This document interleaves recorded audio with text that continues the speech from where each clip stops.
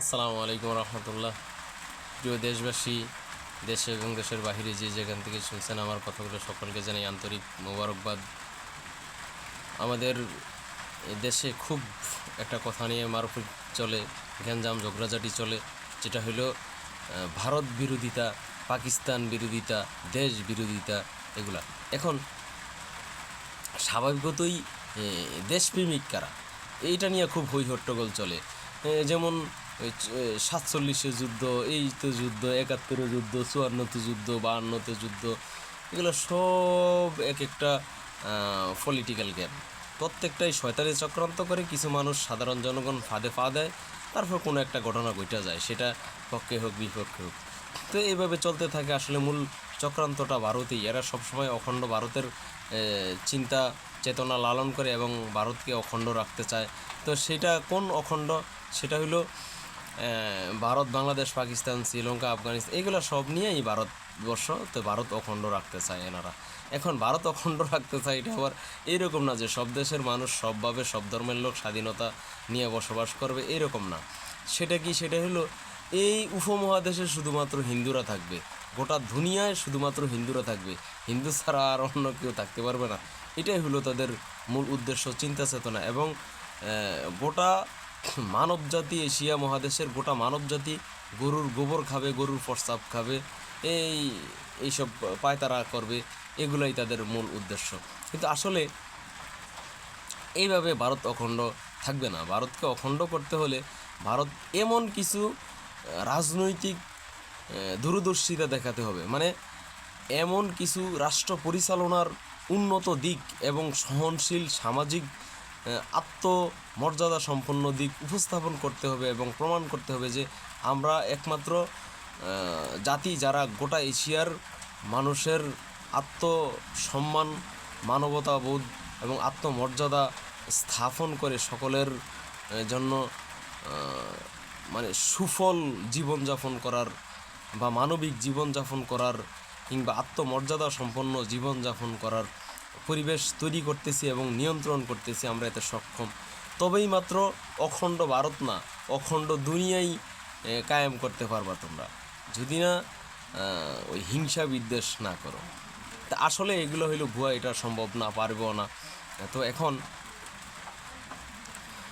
আসল দেশপ্রেমিক কারা? মূলত এশিয়া মহাদেশের মধ্যে সবচাইতে বেশি দাঙ্গা হাঙ্গামা যেখানে হয় সেখানে ভারত। সেখানেই ভারত মুসলমানদের সাথে দাঙ্গা হাঙ্গামা হয় না, হিন্দুরাই হয়। আপনি দেখবেন, ভারতের পত্রিকা খোলেন, ভারতের টিভি চ্যানেল খোলেন, প্রতিদিন এমন কোনো দিন নাই যে হিন্দুরা নিজেদের মধ্যে দাঙ্গা হাঙ্গামা না করে, রায়ট না বাজে। আর মুসলমানদের উপর যা হয় সেটা হলো জুলুম হয়, নির্যাতন হয়। তারা মাজলুম মুসলমানরা, আর হিন্দুরা জালেম, এটাই হয়। আর বাংলাদেশের সমস্ত অশান্তির জন্য ভারত দায়ী। বাংলাদেশের এমন কোনো দিক নাই যে দিক ভারত সহযোগিতা করে বাংলাদেশ ভালো থাকার জন্য, বরঞ্চ বাংলাদেশের প্রত্যেকটা দিকের উপরে ভারত ষড়যন্ত্র চালায়, প্রতিহিংসামূলক, আক্রোশমূলক কিছু বিষয় ছড়িয়ে ছিটিয়ে দেয়, যেটা মুসলমানরা বা বাংলাদেশিরা ছড়িয়ে ছিটিয়ে থাকবে এসব আক্রোশ নিয়ে। এর মাঝখান থেকে ভারত আমাদের দেশ থেকে অবৈধ স্বার্থসিদ্ধি হাসিল করে নিয়ে যেতে পারবে। তো এখন আসলেই ওরা এটা অখণ্ড ভারত করতে পারবে কি না? না, পারবে না। কেননা তারা নিজেদের মধ্যেই নিজেরা মিল মহব্বত রাখতে পারে না। নিজেদের শুধুমাত্র ভারতের জনগণের উপরে, মুসলমানদের না, শুধুমাত্র ভারতের জনগণদের উপরেই তারা একেবারেই পরিপূর্ণ ইনসাফ ভিত্তিক রাষ্ট্র পরিচালনার যে অবকাঠামো, এটা উপস্থাপন করতে পারে না, বাস্তবায়িত করতে পারে না। এই জন্যে ভারতের সাধারণ ভদ্র নম্র স্বভাবের হিন্দুরাই তাদের এই আধিপত্যবাদের বিরুদ্ধে সবসময় লড়তেছে, যদিও তারা কিছু করতে পারতেছে না। দ্বিতীয় আরেকটা কথা, সেটা হলো এই ভারত, এটা তো আমি জাগতিক কিছু কথা বললাম, এটা হলো হাদিসের কথা।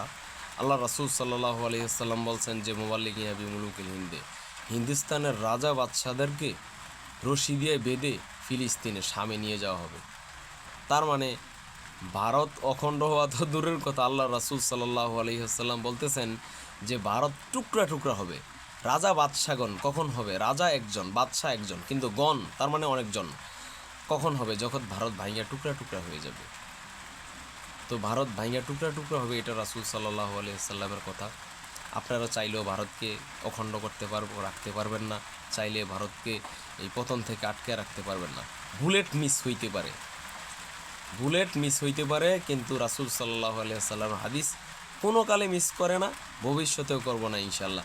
তো আপনারা যারা ভারতবর্ষের হিন্দু আছেন এবং বাংলাদেশেরও যারা ভারতের পক্ষে দালালি করেন, আপনাদেরকে বলবো, কেন অযথা ফিলিস্তিনের শামের সদস্যদের সেনাদের হাতে পিটানি খাবেন? আগে থেকেই তওবা করেন, একত্ববাদের দলে চলে আসেন, ইসলাম গ্রহণ করেন, শান্তিতে থাকেন, সেই দিনও নিরাপদে থাকবেন ইনশাআল্লাহ। আর যদি অখণ্ড ভারত চিল্লান, আস্তে আস্তে ভারত টুকরা টুকরা খণ্ড বিখণ্ড হবে এবং প্রত্যেকটারে পিটিয়ে রশি দিয়ে বাইন্দা নিয়ে যাবে। আপনারা ভারতের যারা সদস্য আছেন ভারতপ্রেমী এবং বাংলাদেশ সহ এশিয়ার যারা ভারতপ্রেমী আছেন, তারাও ওই ফিলিস্তিনের শামের সেনাবাহিনীদের হাতে পিটা খাওয়ার জন্য প্রস্তুত হন ইনশাআল্লাহ।